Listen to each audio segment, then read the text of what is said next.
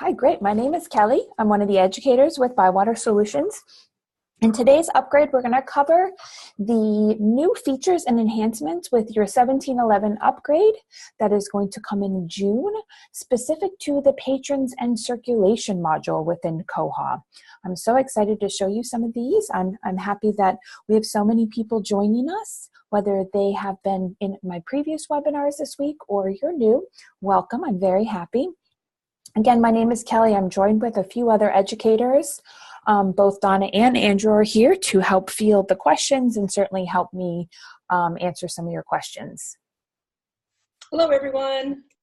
Good morning. Hi, Donna. Hi, Andrew. Thank you so much.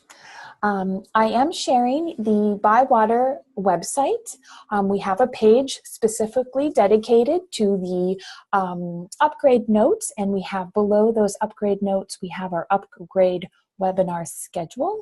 I'm also going to go ahead and put this in the chat for everybody. While I'm talking about the chat, it's always good to know that with these webinars, you cannot speak.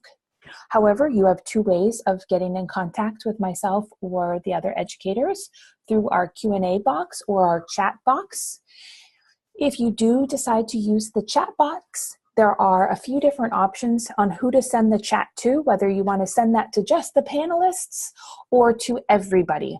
I would encourage you to send any questions to the panelists and the attendees so everyone can see your question. So you're not, when I'm answering your question, no one's in the dark.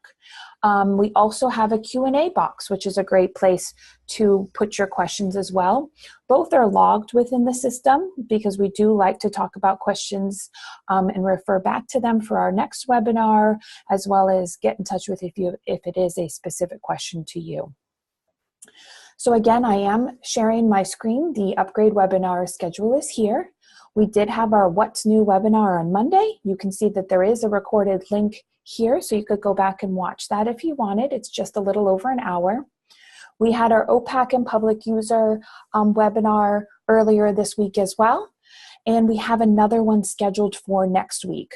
So if you wanted to watch that recorded webinar, you could do that, or you could register for the next one.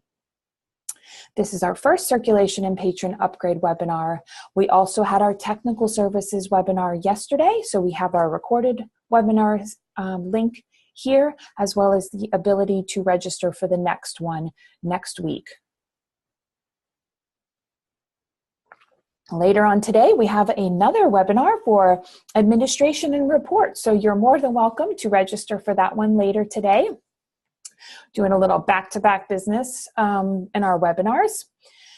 We will have a town hall session or sessions coming in July, and that we'll announce that through our general way of through the partner listserv.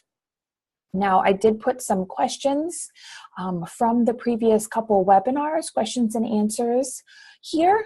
They're referring to the bug, the new enhancement feature bug fix, and then any questions that were presented to us.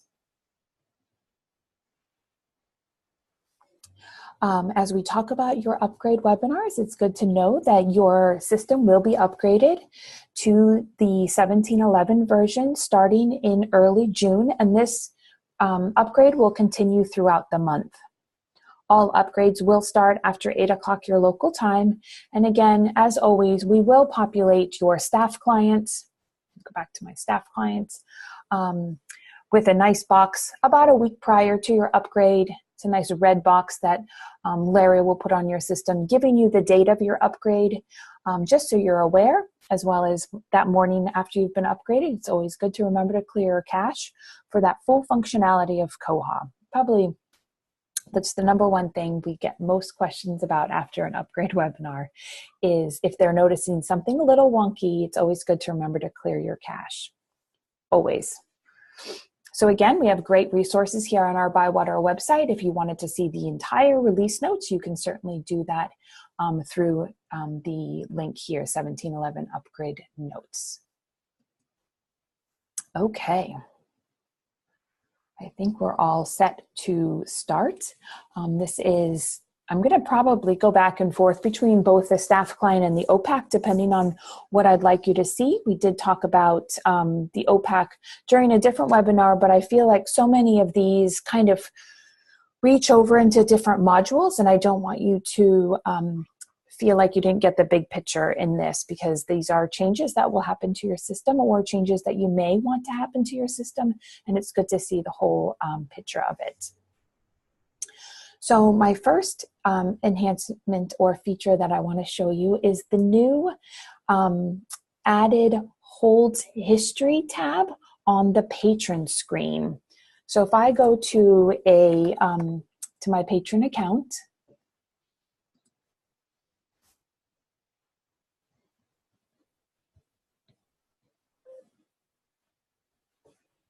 over here on the left, you can see I have a new tab called Hold History. This will give the ability for librarians, so this is just a staff side view, to give librarians to see the whole history of holds to the patron with a status. So you'll be able to see if a hold's been canceled, or is it in transit, or it's waiting. I was playing around with my column visibility. So let me fix this. Okay. So you can see the expiration date, the waiting date, the hold date, if it was canceled, and then the status over here. So this is amazing. Now, if your library chooses not to see the circulation of your patrons, so you have set your system preference intranet reading history turned off, you will also not have the ability to see your hold history. Those are connected. So you can see that I do have the ability to see circulation history and hold history. However, if your library do not prefer to see your patrons' circulation history, they would also not be able to see the holds history.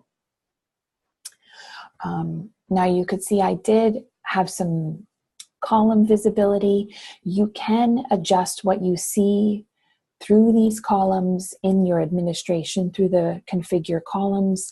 I was trying to answer a question a previous partner had in another webinar about whether these history could be purged or possibly not visible. So I was playing with those configuration columns to see. We can certainly, if this is something that your library does not want to see, we can certainly make this not appear on your screen. And if you wanted to keep that circulation history but not keep the holds history. But I know that in my previous library job, when a patron came up to you and asked, I wasn't able to pick up my hold, and now I forget what I put on hold, my classic patron, I would have to go into the notices to see if we sent them a notice and what was the item. So now this gives staff the ability to see any holds that that patron had and the status of them. So it's definitely an enhancement, but again, as always with Koha, it is so customizable, so it's not something you definitely need to have on your system.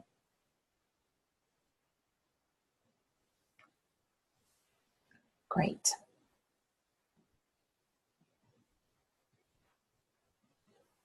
Okay. Looks like we're good. No questions? Great. Another system preference that can be set is the ability to have more complex passwords required for both your patrons and your staff logins. So this feature is a system preference. Unlike holds history, this is something you would need to turn on for your system. And this is called Require Strong Password. So you do have a system preference to say require or don't require a strong password for staff and patrons. The requirements are they must contain a digit, a lowercase, or an uppercase. Oops.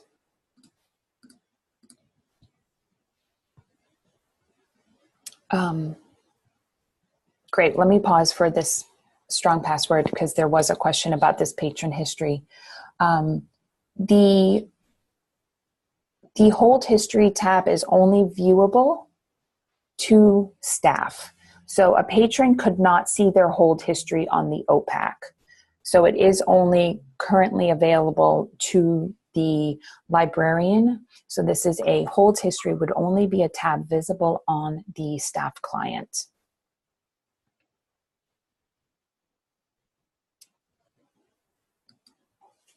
Okay.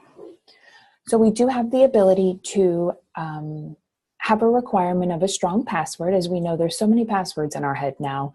This one additional you could make to require a digit, lowercase, and uppercase. We did have a question in a previous webinar about password length, and that is another system preference within Koha, and I believe it's just min password length. Yep. So that is another system preference that you can determine how long your password is required to be.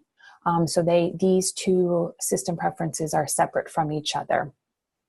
Now it's important to remember how many places there are passwords that you can edit or add in Koha, and I wanted to show you the different places that they show up and how it appears if you do turn on the system preference require strong password.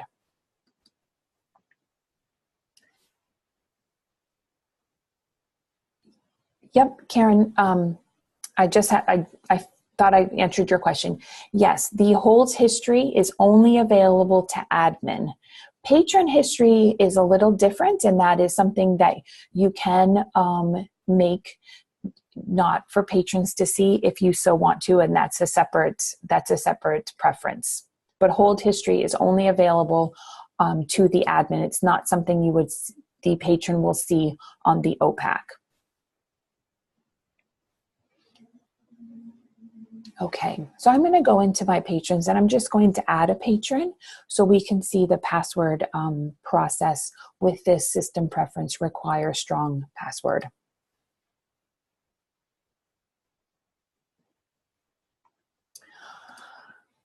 Luckily, I don't have a lot of required fields.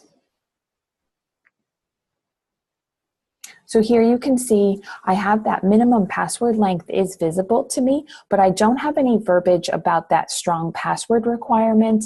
As soon as I start typing, I will get a red note to tell me that the password must be 3 characters, which is coming from that other system preference, and it needs to have an uppercase, lowercase, and number.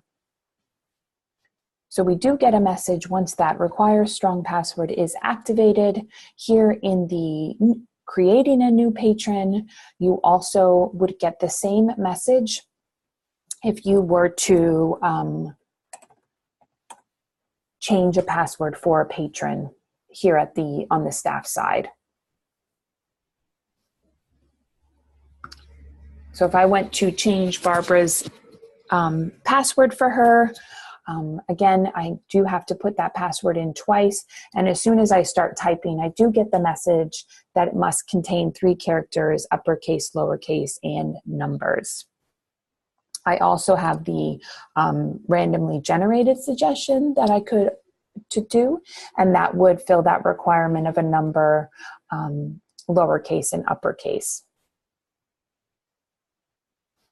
Now this would tie in to if you had the system preference OPAC reset password available to your patrons, allowing your patrons to reset their password on the OPAC.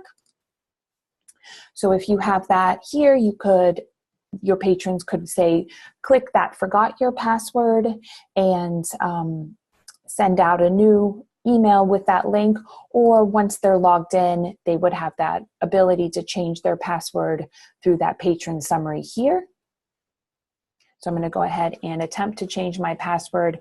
And as soon as I start typing, actually, Let's do this. Oh, I don't know my current password. What do you think it is?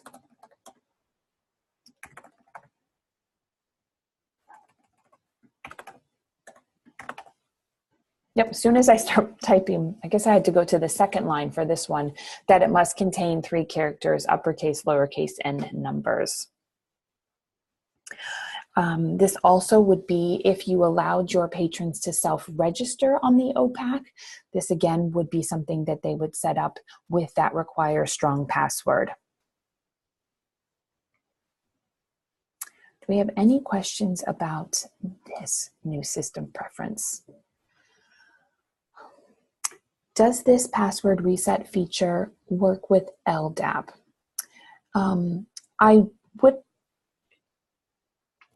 I'm assuming you're talking about if I said I forgot my password or changed my password from the OPAC, Matt. I would definitely not. If you're using a authentication or with your LDAP, I wouldn't put that in. I wouldn't allow my students to change the password.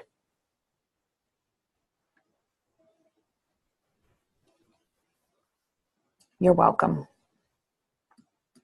I feel like any of these authentication processes or import systems for your students at academics, both change your password and reset your password, probably shouldn't be through the Koha side. They would probably need to do it through a bigger sense of the world, not specifically through Koha, because I don't know if that password would go through the whole process. But great question.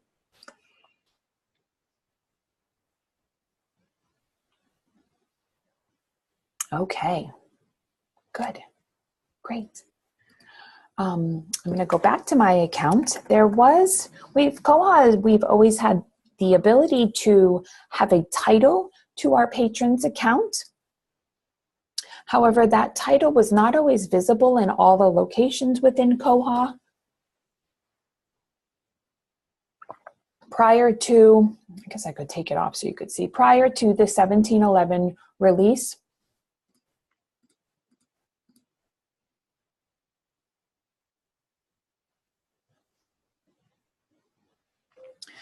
the title would only show up in the patron detail over here on the left-hand side and on that detail page. It would never show up in the checkout screen or on the OPAC.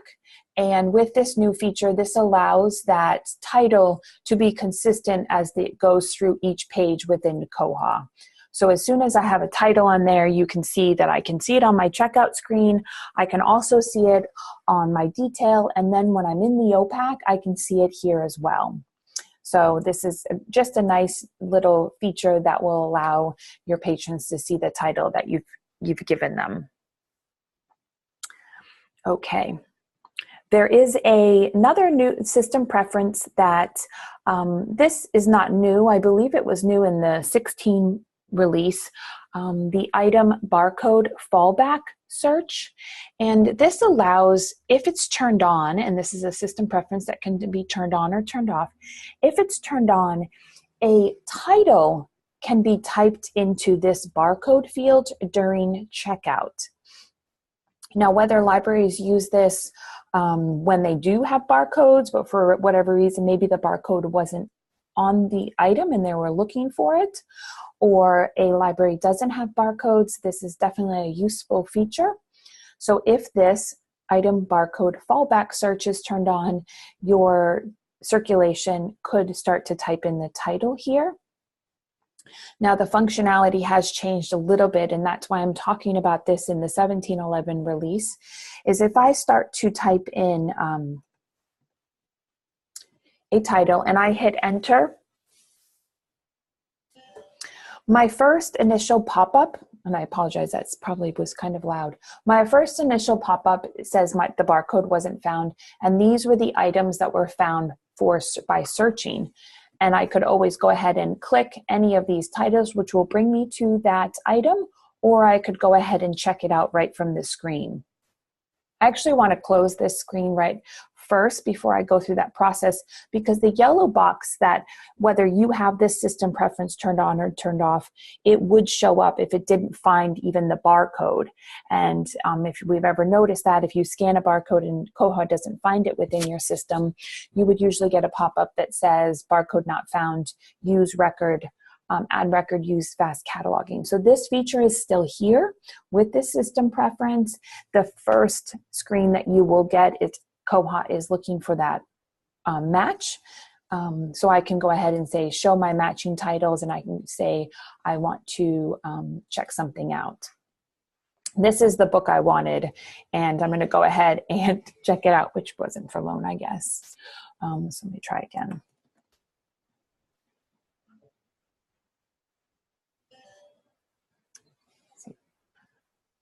Check out.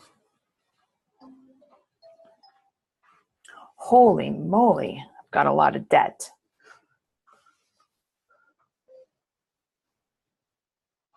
Okay, so that process works. So you still have that fast add ability as well as the functionality to be able to type in the title. Now, I do want to say that this feature is not able to be used for the check-in feature. So you couldn't be in the checkout module or within this checkout and start to type in the title. That does not work that way. Another item I did want to bring up, you can always, if your library doesn't have barcodes on certain items, but you want that checkout and use this feature, you can always check in the items on the left if you do have that column visible on your system, the check-in column. However, that will not trigger any holds that are visible to that book. And that is a bug known in the community, that if you do check in an item using this feature, you don't get a hold. Kelly, we do have a question from Karen. She said, so you typed in mess, but none of the titles have the word in it. I know, isn't that crazy? Let's look why I did that. Like, what happened? It must be like our zebra searching. It's looking in different mark fields for this word. So it might be finding it in other areas. So I see mess here. So should we look at the Man's Guide to a Civilized Life?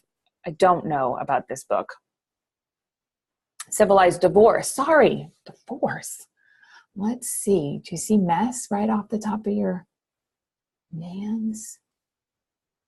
Now I do have query fuzzy turned on, so it will try to figure out if I'm possibly typing in a word close to mess. So mass, maybe? Class? Oops. It's in the contents. Mm-hmm. Apparently legal mess is in the contents. Mess is in the summary. There you go. So that zebra functionality is working even in this system preference for item barcode fallback search.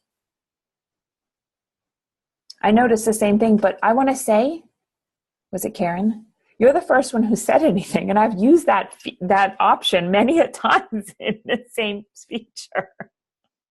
It's funny. She's laughing. Whether she's laughing with me or at me, I'm not sure, but she's laughing, so I'm happy for that. Okay, great. Now another feature of another feature that has been added, and I actually didn't know this didn't exist, and so the fact that it's just showing up in 1711, I feel like it's like, oh, this didn't happen before. If an item is of a damaged status, this status will now show when you're placing something on hold. So if I go ahead and just search the catalog. Field Guide to Animal Tracks.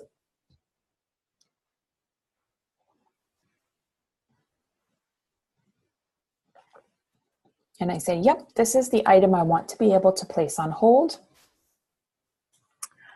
for Kelly.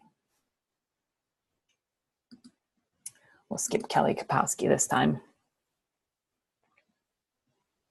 I can actually see now in the information tab that this item is damaged. So I probably wouldn't want to place it on hold for my patron, not knowing when it will come off of that damage status or if it ever would come off that damage status.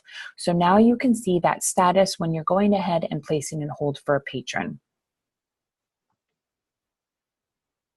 Great. There is also now the ability to capture membership renewal dates when you need to do this for any reports that you need to actually know not only when they registered for a library card, but when did they renew their membership. Previously, this was not something you could find very easily. It was logged in the borrower's log and it was in the action logs, but it wasn't something you could report on very easily. And now we have the ability, it is now found in the, where is it?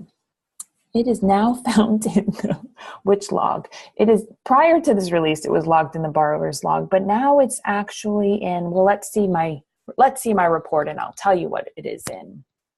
So I created, I'm sorry, Donna? No, you're okay. Tracy has a question. If that also works with books that are withdrawn or discarded, or is it only the damage status? I believe it's only the damage status, but let's try. You think it like your withdrawn status? Is that what you're saying?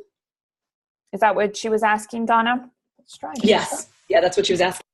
Kelly, I just withdrew Mouse Mess, if you want to put a hold on Mouse Mess. Oh, really? Did you like the word mess that much that you wanted to stay consistent? It was on the screen in front of me. It was, I was reading about this book called Hot Mess a while ago, and that's why it stuck to my head. So this Mouse Mess here, or? Yeah, it still says available. It still says available if I place it on hold. Let's see. It says withdrawn. Let's put it on hold.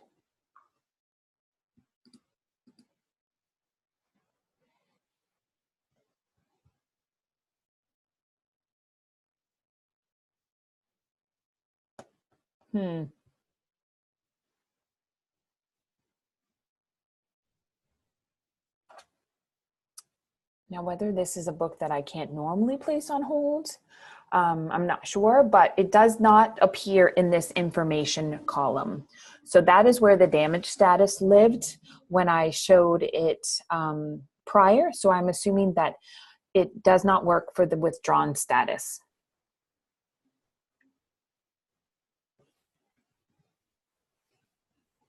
Okay.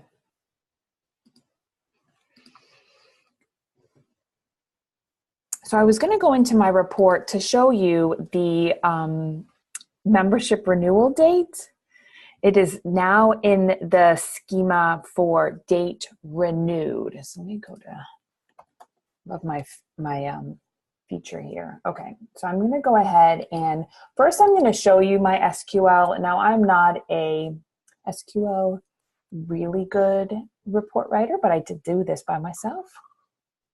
So it looks like from within the borrower's table, that's where this is coming from, there is a now a new field for date renewed. So I can actually see when the membership was renewed, which is great. So I'm going to go ahead and hit this run date. And I had the ability to enter a range of dates, whether your library needs to show this per month of renewals, membership renewals, then you can certainly use this report. But you can see Kelly Kapowski from Saved by the Bell, she enrolled in 2010 and then she renewed in 2018. So this now has the ability to go ahead and show those results. So it is part of the borrower's log and easily reported on through the Koha Report Library.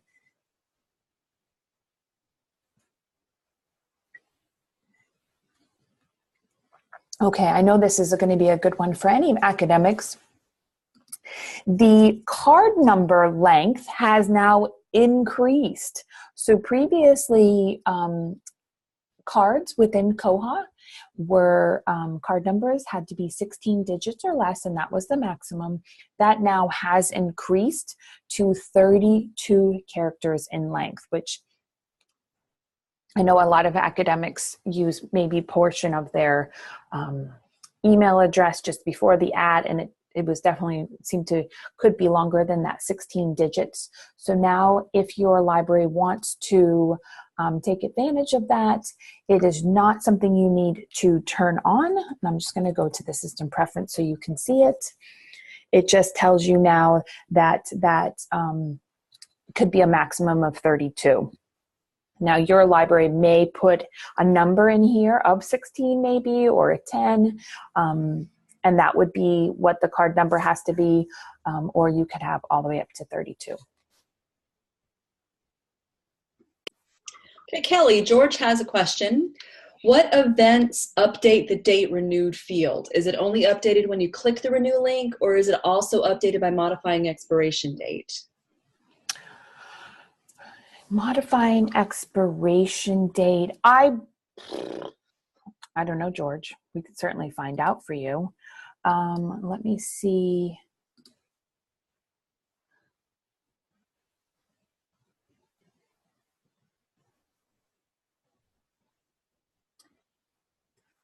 Let's go into, I'm just going to pop over to the bug and see if they mention that. Membership is renewed.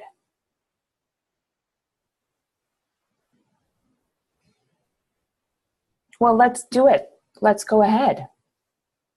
So I'm going to just change Kelly. Kelly, I already changed the expiration date on my own account. Okay, great. So let me run the report again.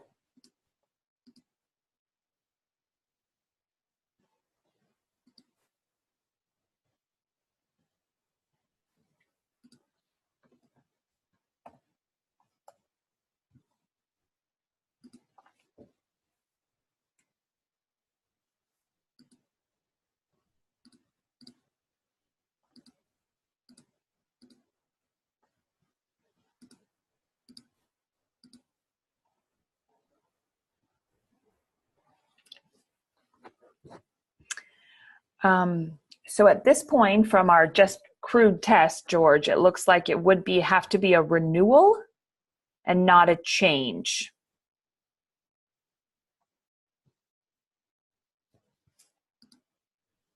You're welcome. Thanks, Andrew. And then Sarah has a question also, and it sounds like the date renewed field will only have the most recent renewal date. Is that correct? Yes, correct.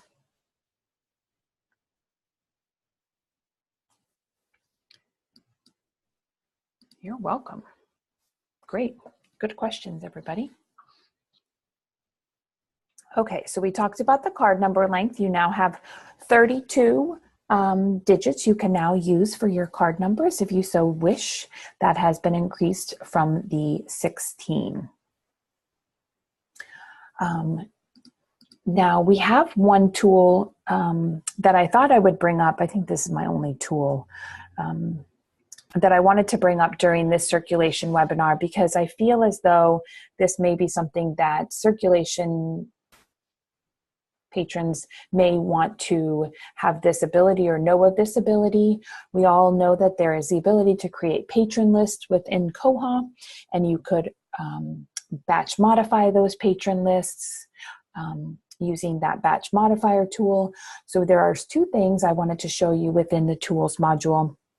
Is you can actually, if you have or if you do patron imports within Koha, and that's if you get a file of patrons you need to import into your system.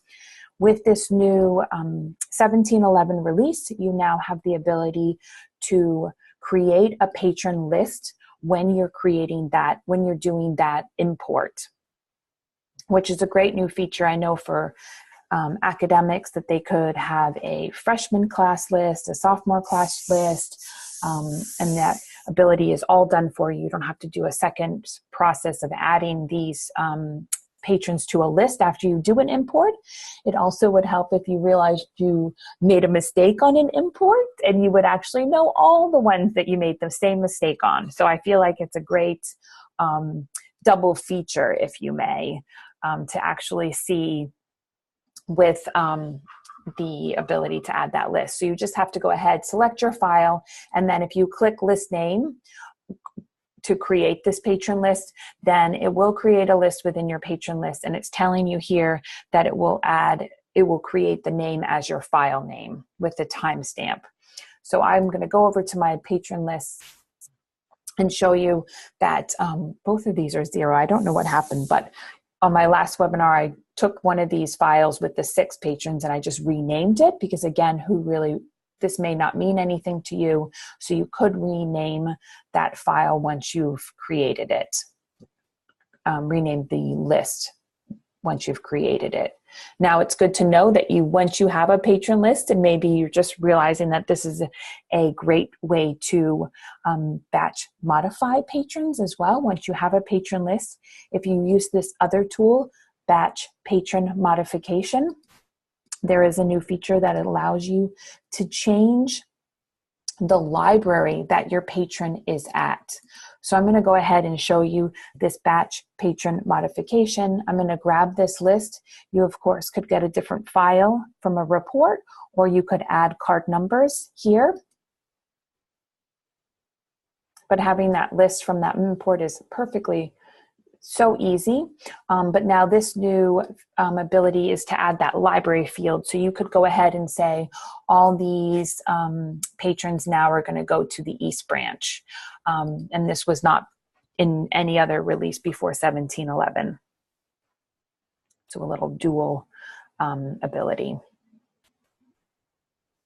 Okay.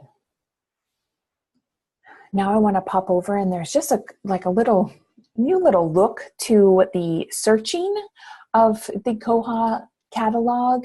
So I'm going to go ahead, and my cat was chasing a chipmunk all through the house. It wasn't in the house, but it was outside. She was chasing it. So I have cats on the brain. So now you actually have page numbers at the top of your search. Previously, all the page numbers were at the bottom, and you didn't have the ability to go to the next page from the top of the list. You had to scroll down to the bottom. So now they've added this page ability. They've kept it at the bottom, but they've also added it to the top, which is great. With the addition of the pages at the top, you can see these options moved up slightly to allow for those pages to appear.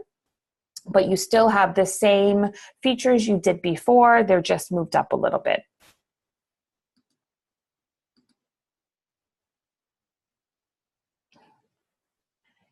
Oh, Heather saying, yay for page numbers. I know, it's great, isn't it? I love it. Awesome.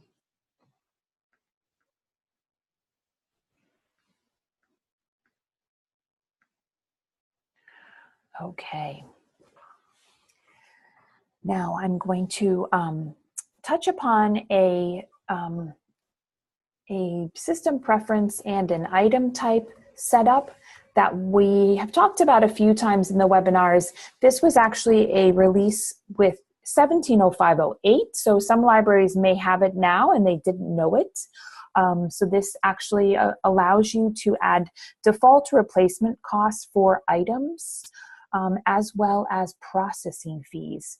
So all the circulation libraries out there that have all those overdues or long lost overdues, but there's no replacement costs within each item.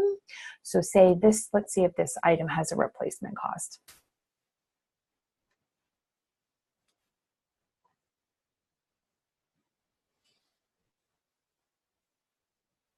So this one has a replacement cost of $11.95.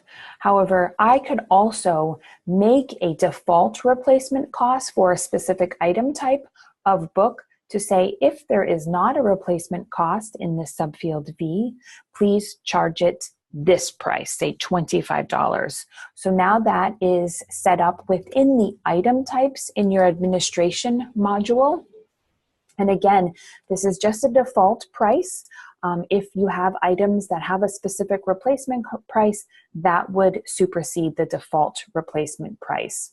So here you can go ahead and go into your item type in that administration module, and you have two new fields. You can have a replacement cost, so you can say that's $25, and you can also have a processing fee.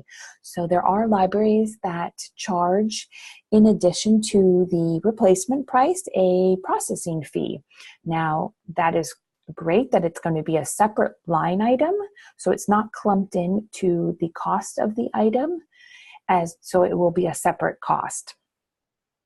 Now, this is a system preference that you would need to be turned on, and it's called use default replacement cost.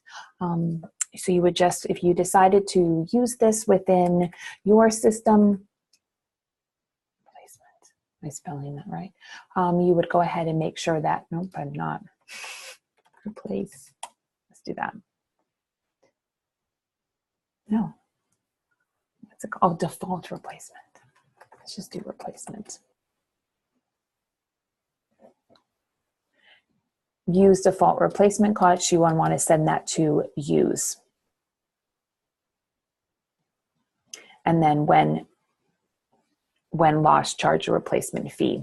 You also have your processing system preference. This isn't really to turn it on or turn it off, but it's actually asking you, would you like to add some notes here to tell the patron on the account screen what the reason of the additional $5 charge on their lost item is. So it would show that replacement cost and then a processing fee, and then you could have a little note to say this is because it costs, we charge to get it recovered and spine label and all that good stuff. Now I know that a lot of libraries, probably your circulation, maybe your tech services, depends on your library, maybe create public lists within Koha to highlight a feature of books that you have in your library, and you want to be able to show patrons that you have a new section of maybe fake news books or gardening books that you just purchased a whole new section of them. So you always have that ability to create lists within Koha. But previously to 1711, you couldn't add items to the list if they did not have a barcode. Now you can. So I can show you that you can go ahead and add not necessarily just a barcode, but you could do barcode and or biblio. So you can see over here on the left, you have the ability to add barcodes or biblio numbers, which is great. So you could highlight those e-resources that are within your library, and previously you couldn't if they didn't have a barcode. Now it's always good to remember, I'm just gonna click one of these items. It's always good to remember that you can find that biblio number up in the URL of the item. You could also find that biblio number in the MARC. So I have the biblio number right here, 295. I don't know what women and messing up their lives has to do with summer reading, but you never know.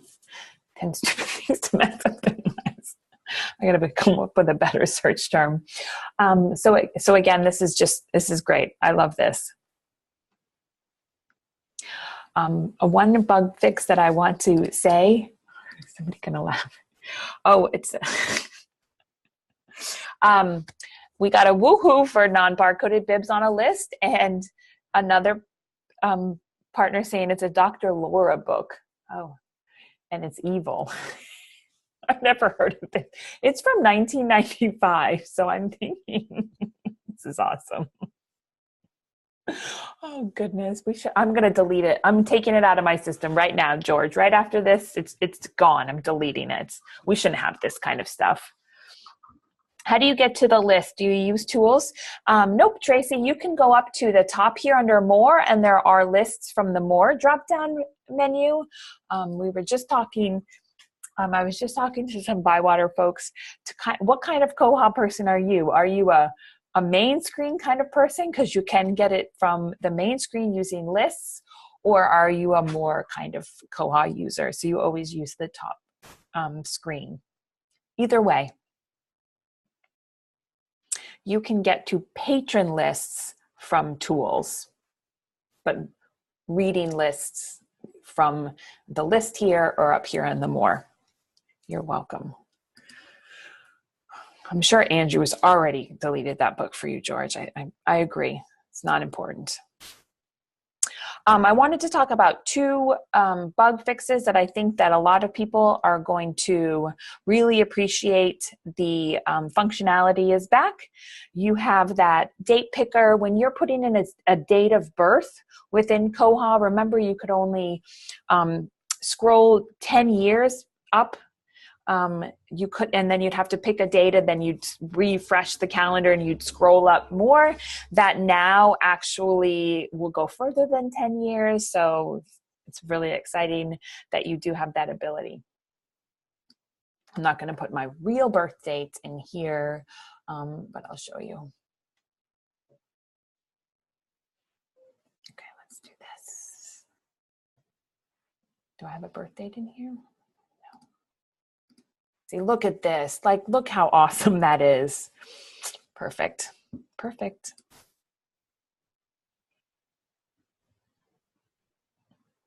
Okay, and then my last one, if you use the system preference return before expiry, so if you wanted to make sure that your patrons returned an item before they expired, that system preference is a great one. So the due date of an item will never go past that expiration date. So you could always hit require.